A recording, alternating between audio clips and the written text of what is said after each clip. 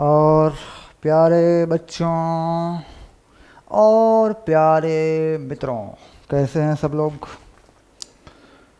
तरलों के यांत्रिक गुण, इंतज़ार के बाद बहुत बच्चे कह रहे हैं, यूट्यूब पे भी बहुत बच्चे कह रहे हैं सर इसका कोई लेक्चर डाल दो, इसके वीडियो लेक्चर डाल दो, है ना।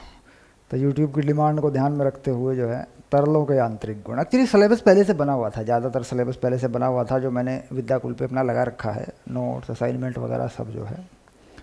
कुछ लेक्चर पहले बने हुए थे, कुछ लेक्चर मैंने बनाए, एनसीईआरटी के कुछ हल बनते रहते हैं, आप देखते ही हैं। तो ये जो यूट्यूब पे आता है दरअसल कोर्स जो आप देखते हैं बेची, ये एक्चुअली ये वो लेक्चर हैं, मतलब जो ज़्यादातर जो बने हुए थे, जो नए लेक्चर मैंने बनाए हैं वो यूट्यूब पे मैंने नहीं दिए हैं ज़्यादा, वो कोर्स में लगा दिए जाते हैं लेक्चर।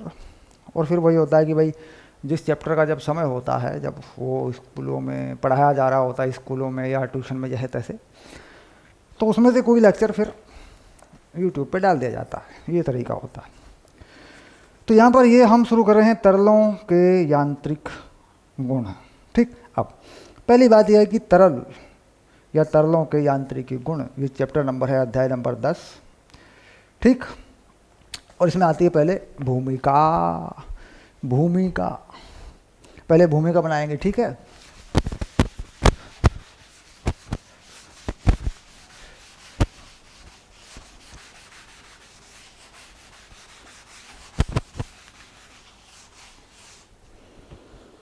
हाँ जी हाँ,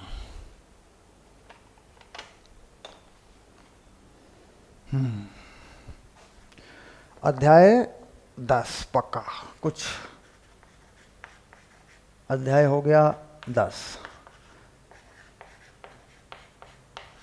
तरलों के यांत्रिकी गुण, ठीक, ये हो गया। अब अंग्रेजी में क्या बोलेंगे, मैकेनिकल प्रॉपर्टीज ऑफ लिक्विड, है ना। क्या बोल देंगे, मैकेनिकल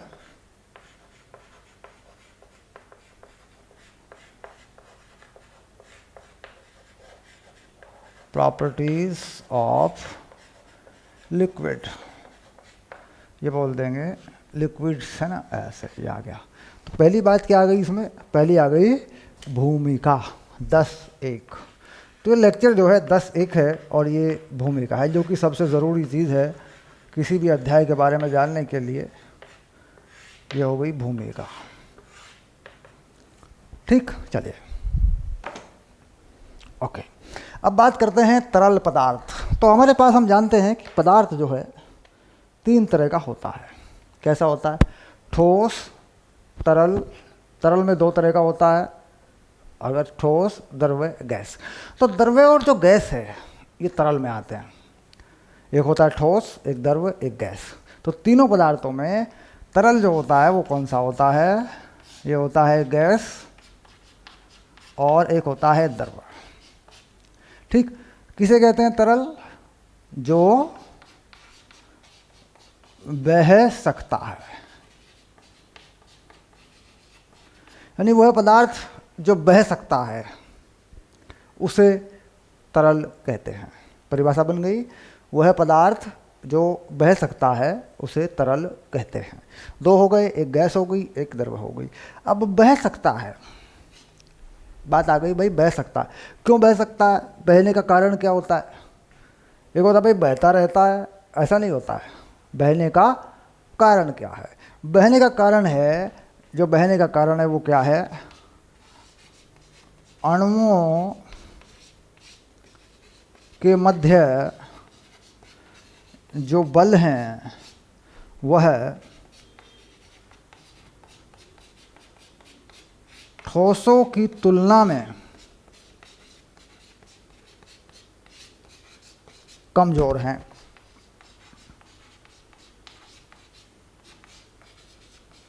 एवं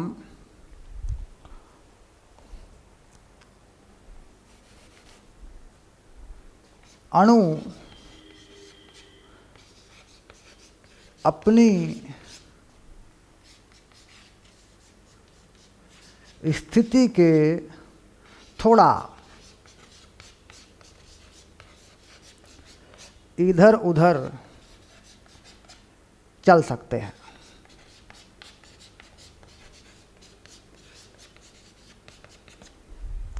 बस फोकस पॉइंट, इतनी सी बात। ठीक, क्या कि बल ठोसों की तुलना में कमज़ोर हैं और अणु अपनी स्थिति के थोड़ा इधर उधर चल सकते हैं।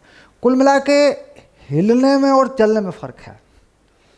अणुओं का हिलना, अणुओं में कंपन, ये तो ठोसों में भी हो सकता है, ये कोई नई बात नहीं है। चलना अलग चीज़ है, मतलब चल सकते हैं। चलने का मतलब विस्थापन हो सकता है। अब जैसे बहना, तो बहना क्या है? अणुओं में गति, यानी अणु चलेंगे लेकिन द्रव्य को छोड़कर नहीं जाएंगे। जो द्रव्य है पूरा, जो पूरा पदार्थ है उसको छोड़ के नहीं जाएंगे, उसमें रहेंगे लेकिन चल सकते हैं। ठीक, यानी जैसे कहते हैं भाई एक गेंद के ऊपर दूसरी गेंद लुढ़क रही है। अब मान लीजिए मैं इसका मोटा मोटा उदाहरण देता हूँ आपको। मान लीजिए ये कोई आनत तल है। ठीक, इस आनत तल में हम एक पन्नी के अंदर या एक थैले के अंदर, एक थैला है मान लीजिए हमारे पास। ठीक, इस थैले के अंदर कुछ गेंद भर दें और इतनी ज़बरदस्त तरीके से कुछ गेंदें भर दें, छोटी छोटी गेंद भर दें इसके अंदर हम। ठीक, कि गेंदों के बीच में बिल्कुल जगह ना हो, इसको कस के बांध दें, बहुत कस के बांध दें, रगड़ के बांध दें, कस के इसको पूरा टाइट करके बांध दें, इसे यहाँ रख दें, तो ये नहीं चलेगा, ये नीचे की तरफ नहीं आएगा, ये नीचे की तरफ नहीं आने वाला है, इसमें कोई गति नहीं होगी। हाँ, अगर इस तल में घर्षण है तो, मतलब घर्षण रहित तल है तो ये फिसल जाएगा। कुल मिला के अणुओं में आपसी गति कुछ नहीं होगी, क्योंकि बहुत मजबूती से मैंने बांध रखा है, अणु आपस में नहीं चल सकते, अणुओं में आपेक्षिक गति नहीं होने वाली। तो कुल मिला के अणु जुड़े हुए हैं, जैसे किस बल से जुड़े हैं? बाहर से थैले को बांध रखा है, इस बाहर से मैंने थैले को बांध रखा है कस के, और यहाँ पे घर्षण है, यहाँ पे क्या है? घर्षण है मान लीजिए, तो ये रखा रहेगा। आप भी जानते हैं, अगर गठड़ी कस के बांध दूँ, छोटी छोटी गेंद भर लूँ उसमें एक थैले में, उसे रख दूँ तो रखा रहेगा। लेकिन अब थोड़ा सा इसका उल्टा सोचता हूँ मैं कि यहाँ घर्षण है, कोई फ़र्क नहीं पड़ता, ये थैला है, ठीक है।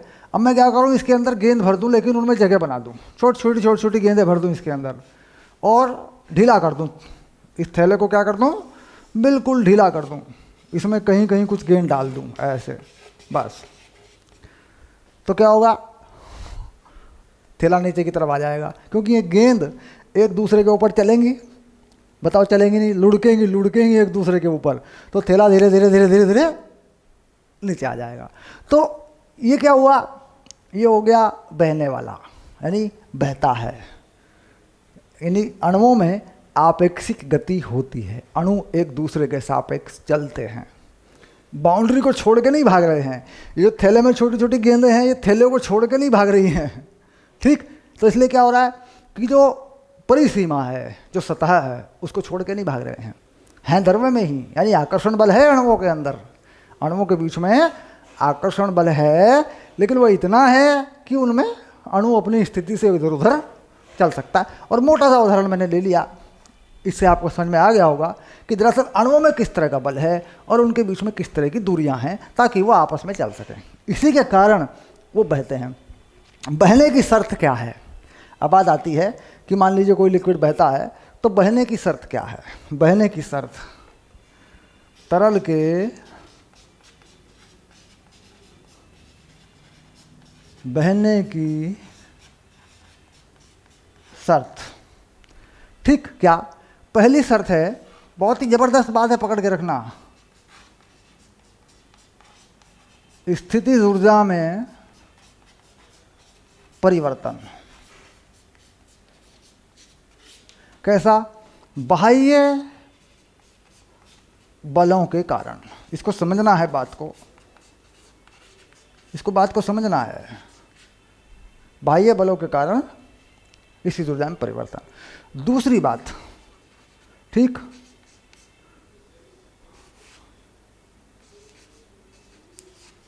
अणुओं के मध्य बल न्यूनतम होना,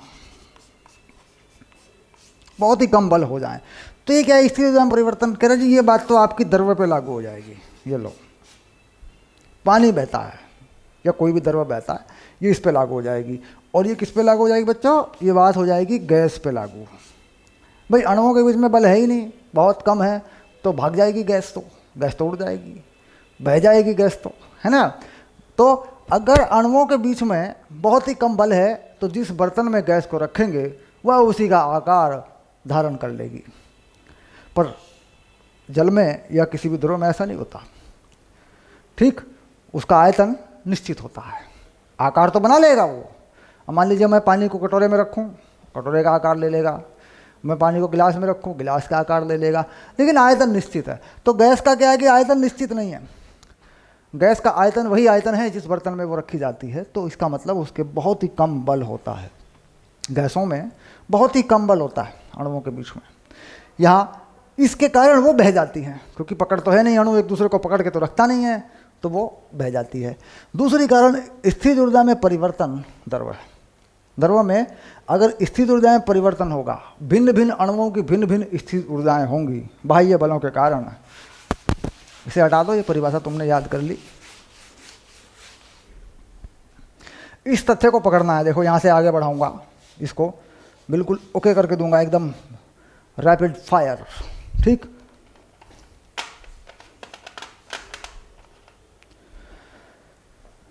यदि बाह्य बलों के कारण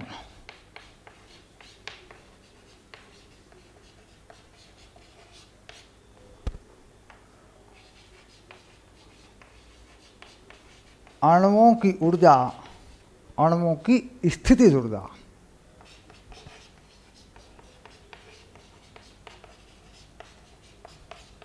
भिन्न है, तो द्रव बह जाता है। पक्की बात है। स्थिति ऊर्जा में परिवर्तन, उसका फोकस कहाँ चला गया। यदि बाह्य बलों के कारण अणुओं की स्थिति ऊर्जा भिन्न है तो बह जाता। अब देखिए कैसे कैसे बह जाता है। मान लीजिए हमने यहाँ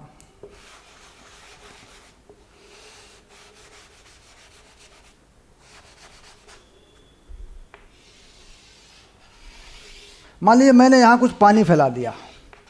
ये क्या है, ये पानी है। तो पानी बहेगा, पानी बहकर नीचे आ जाएगा। पहाड़ से पानी आ रहा है, नदी में बहते हुए नीचे आ रहा है, चला जा रहा है समंदर में। आप जानते हैं ये चीज़ होती है। तो इसका मतलब है कि यहाँ जो अणु है उसकी स्थिर ऊर्जा, और यहाँ जो अणु है उसकी स्थिर ऊर्जा, और यहाँ जो अणु है उसकी स्थिर ऊर्जा अलग अलग है, ठीक। इसी ऊर्जा में फर्क है, एक ये। दूसरी बात, जो बल है, इस पे कितना बल है, इसका भार है, सभी अणुओं का भार लगा है नीचे की तरफ, ठीक। तो भार लगने की स्थिति अलग अलग है। इसका भार यहाँ लगा है, इसका भार यहाँ लगा है, इसका भार यहाँ लगा है। हम मान भी लें कि सभी अणुओं का भार एक ही जैसा है, लेकिन वो अलग अलग जगह पे लगे हैं। तो भार अलग अलग जगह पे लगने की वजह से इस द्रव्य के अंदर इसकी पूरी की पूरी, इसका पूरा का पूरा आयतन संतुलन की स्थिति में नहीं है। जब तब ये चलेगा। अब मान लीजिए मैं इस द्रव्य को एक ऐसे पूरा का पूरा एक छड़ मान लूँ, सीधी छड़ मान लूँ, इस अणुओं की इस चेन को, ये जो श्रृंखला है अणुओं की इस चेन मान लूँ, ऐसे बल लगे हों, ठीक। तो ये ऐसे नहीं रहेगा, बलों का परिणामी बनेगा। और बलों का परिणामी दो तरीके से बनेगा। एक बलों का परिणामी इस तल के लंबवत भी बनेगा, एक आगे को भी बनेगा। तो बनेगा तो चलेंगे, एक दूसरे के ऊपर चलेंगे बल।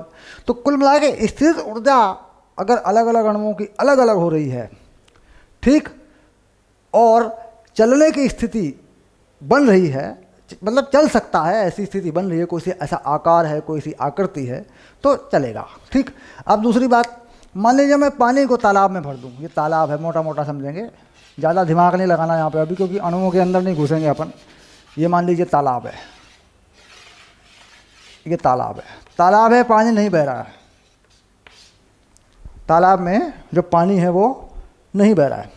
देखो पानी बनाऊंगा, ये बना दिया पानी, ये रहा पानी।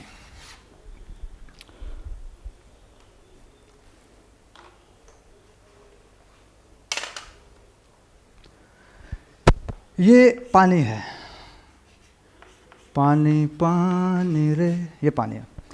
ये पानी तो नहीं बह रहा है, पक्की बात है, ये तो रुका है तालाब में। तो नदी में पानी बह रहा है, पहाड़ से पानी बह रहा है, क्योंकि स्थिति ऊर्जा में फ़र्क हो रहा है। mgh बदल रहे हैं। ठीक, ऐसा क्या हो रहा है? अब देखो, अगर मैं इस रेखा पे देखूं कहीं, ये एक क्षैतिज रेखा बना लूं, तो सभी अणुओं की स्थिति ऊर्जा एक जैसी है कि नहीं? बताओ बताओ बताओ। स्थिति ऊर्जा में कोई फर्क तो नहीं है। तो कुल मिला के एक सीधी क्षैतिज रेखा बनाई मैंने, अणुओं की एक श्रृंखला मान ली, सीधी रेखा में क्षैतिज में, फर्क तो नहीं है उसमें कोई। तो इसका मतलब गति नहीं होगी, नहीं बहेगा।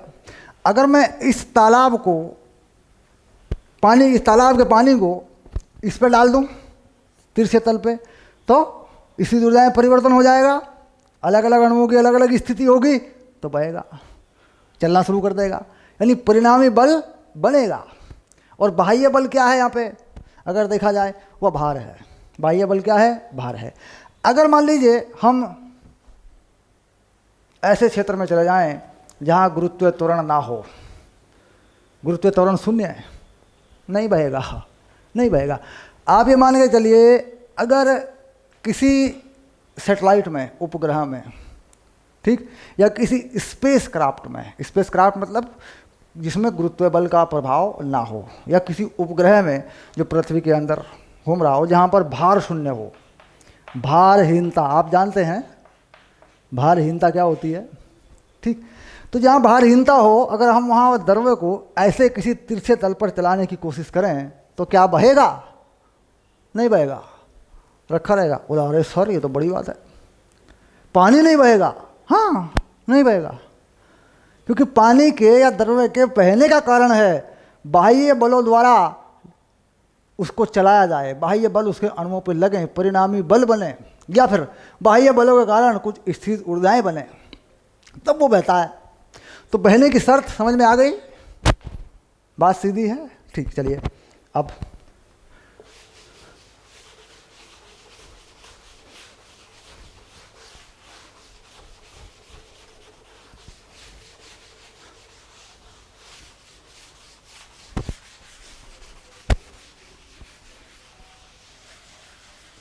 तो हमने पता कर लिया कि तरल पदार्थ दरअसल क्या है।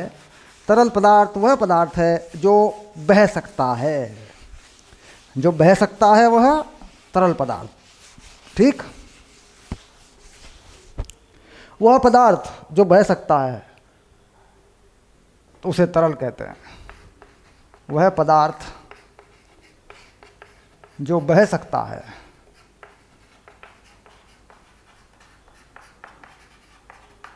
तरल कहलाता है।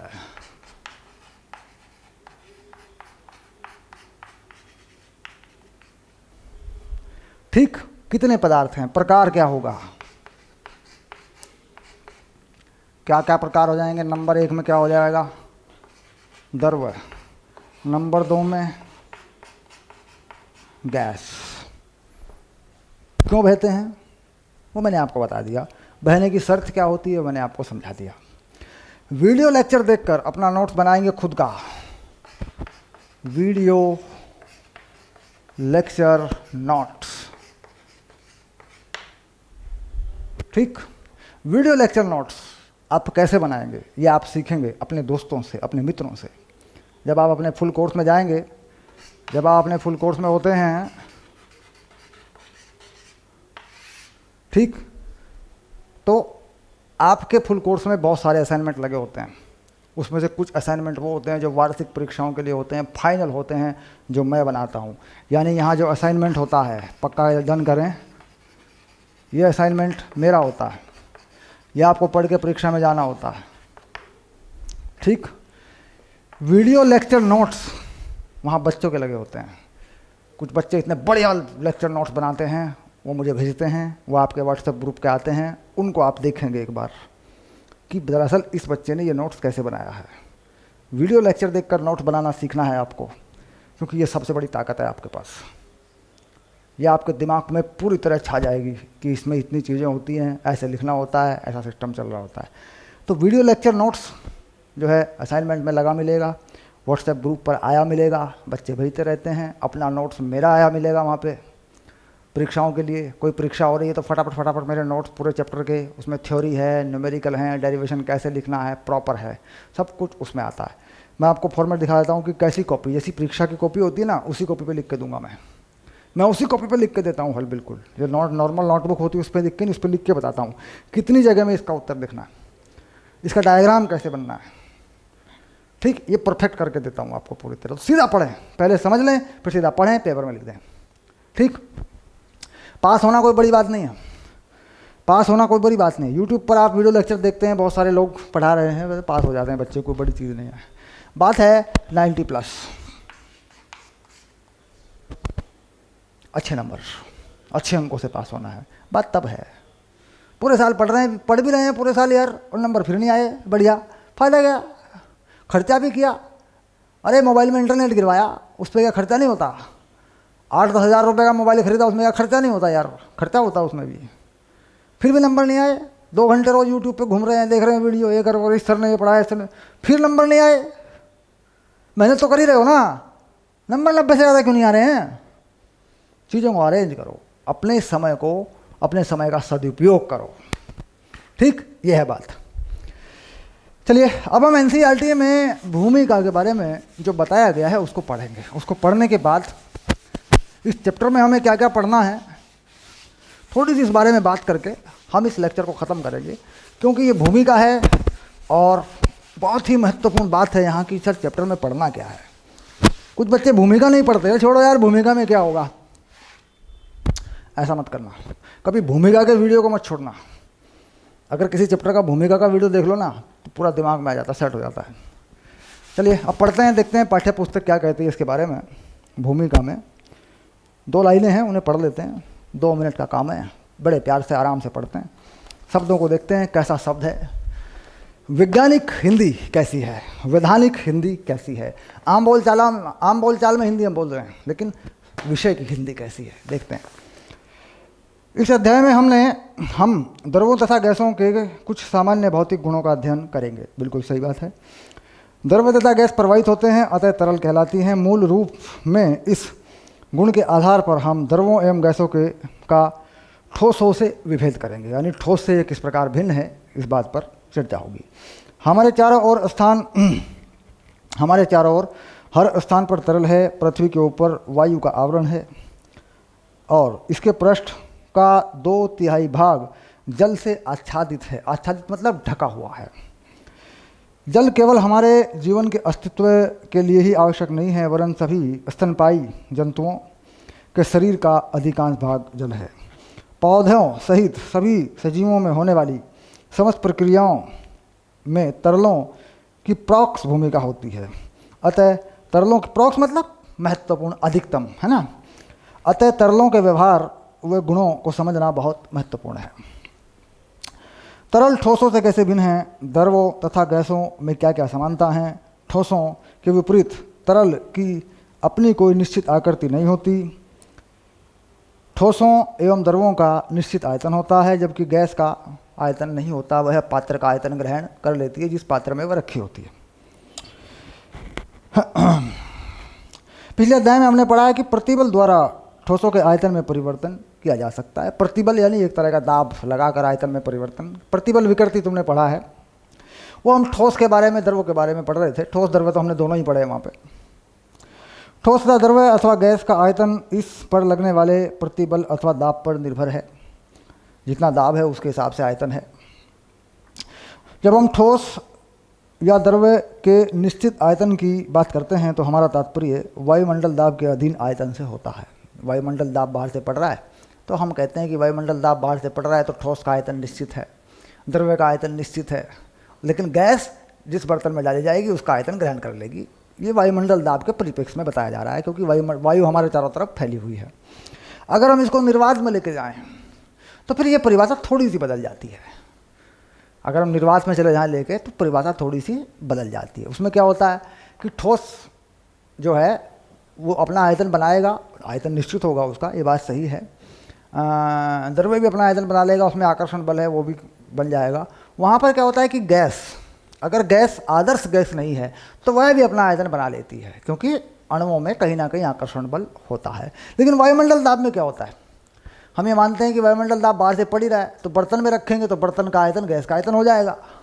बाकी ठोस और द्रव्य का जो आयतन है वह वायुमंडल दाब के हिसाब से हमने परिभाषित किया हुआ है। ठीक।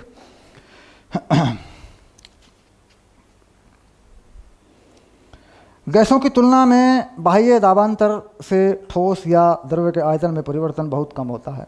मतलब ठोस या द्रव्य के आयतन में बहुत कम परिवर्तन होता है अगर बाहर से हम दबाव डालते हैं। गैसों में ज़्यादा होता है, यानी गैसें दब जाती हैं, सीधी सी बात यह है, गैस दब जाती है। ठोस और द्रव्य को दबाना आसान नहीं है, परिवर्तन बहुत कम होता है।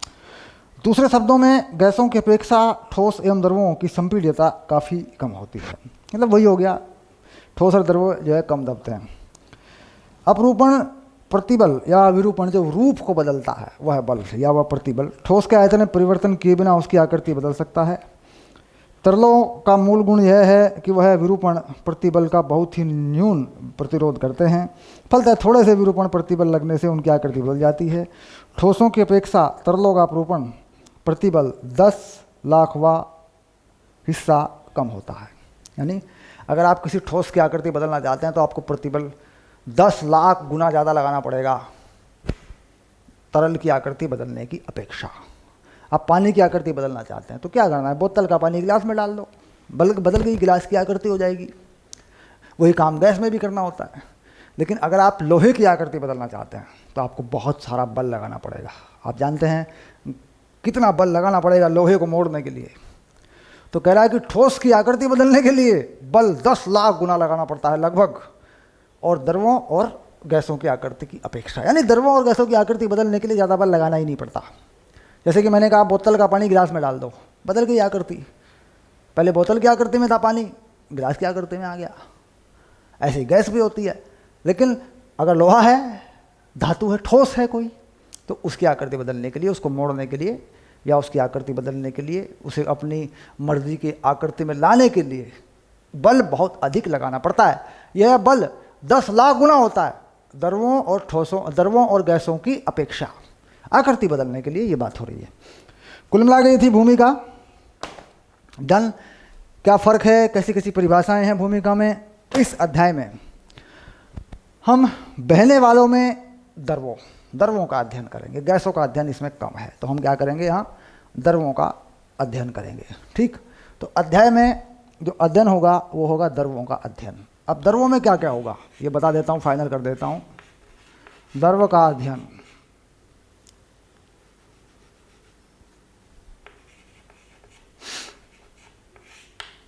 सबसे बढ़िया बात आएगी दाब,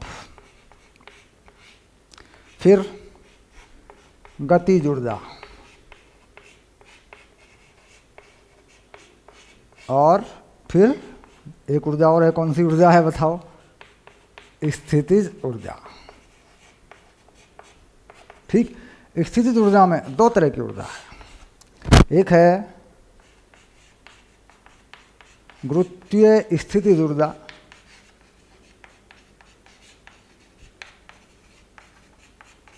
एक है प्रत्यास्थ स्थितिज ऊर्जा।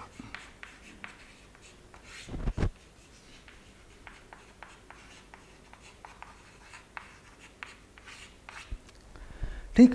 कोई मान लीजिए कोई द्रव्य बहता है, मान लीजिए पहाड़ी से पानी बह के आ रहा है, तो ये कैसी हो गई, ये गुरुत्व स्थितिज ऊर्जा के कारण गतिज ऊर्जा में परिवर्तन हुआ है।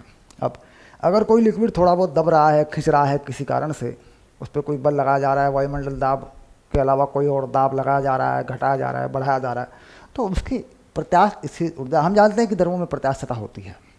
ठीक। तो ये प्रत्यास्थ स्थितिज ऊर्जा है, ये भी पढ़ी जाएगी। गतिज ऊर्जा, स्थितिज ऊर्जा, दाब, इन सब चीज़ों में एक, ठीक, यहाँ पढ़ेंगे हम, बहुत बढ़िया चीज़ पढ़ेंगे एक, ठीक, उत्प्लावन बल।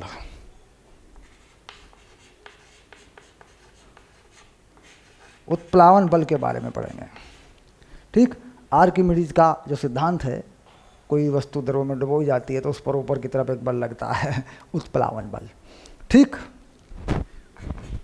आभासी भार, किसमें, द्रवों में आभासी भार क्या होता है, यानी द्रव में डुबो देने पर भार कितना रह जाता है, हल्का हो जाता है। पानी में जाते थे तो हल्का हो जाता है, पानी में जब डुबकी मारते हैं तो वजन कम पड़ जाता है। ठीक, तो आभासी भार का अध्ययन करेंगे, उत्प्लावन बल आभासी भार का अध्ययन करेंगे। ठीक, ये इस चैप्टर के अंदर की चीज़ है। ठीक, इसके बाद द्रवों में एक गुण होता है, उसे कहते हैं पृष्ठ तनाव, उसका अध्ययन करेंगे। पृष्ठ तनाव, अंग्रेजी में बोलते हैं इसको सरफेस टेंशन। मतलब पृष्ठ होता है द्रव में, हम जानते हैं द्रव में पृष्ठ होता है, तो पृष्ठ में तनाव है, पृष्ठ में अणुओं के बीच में आकर्षण बल है। तो वहाँ कौन कौन सी ऊर्जाएं होती हैं, क्या क्या होता है, पृष्ठ तनाव में हम उसका अध्ययन करेंगे। एक होती है श्यानता। ठीक, श्यानता क्या होती है, इसे कहते हैं विस्कोसिटी। ठीक, कुछ लोग इसे द्रवों का घर्षण भी बोल देते हैं। द्रवों में, अणुओं में जो घर्षण बल है वो बोल देते हैं। ठीक, श्यानता को। बेसिकली ये चीज़ थोड़ी अलग है, घर्षण नहीं कह सकते इसको। कुछ लोगों ने ऐसी परिभाषाएं बना रखी हैं कि साहब श्यानता जो है लिक्विड फ्रिक्शन है, और हम आम तौर पर बोल भी देते हैं कि लिक्विड के अंदर जो फ्रिक्शन है अणुओं में, उसे श्यानता से परिभाषित किया जाता है। ये बात हम कह भी देते हैं, लेकिन ये थोड़ा सा अलग मामला है। इसको बारीकी से समझेंगे कि वास्तव में श्यानता होती क्या है और घर्षण क्या होता है। इसको घर्षण बल, श्यान बल को घर्षण बल क्यों नहीं कहा जा सकता, इस बात पर हम विचार करेंगे। क्या कहेंगे, श्यान बल नहीं है घर्षण बल, क्यों नहीं है, हम इस बात पर विचार करेंगे बच्चों। ठीक, कुछ समानताएं तो हैं, कुछ समानताएं तो हैं, जैसा कि मैं कह रहा हूं कि भाई कह देते हैं, लेकिन ये दोनों किस प्रकार भिन्न हैं, इस बात पर विचार करेंगे। घर्षण बल क्यों है, क्यों परिभाषित किया गया, श्यान बल क्यों है, क्यों परिभाषित किया गया, इस बात पर विचार करेंगे। श्यान बल के कारण क्या क्या चीज़ होती है, द्रव में कौन कौन से गुण उत्पन्न होते हैं, इस बात पर विचार करेंगे। तो कुल मिला के ये पूरा का पूरा चैप्टर जो है, इतना बड़ा है बच्चे ये चैप्टर। ठीक, चलो लेते हैं दाब, आते हैं अगली क्लास में।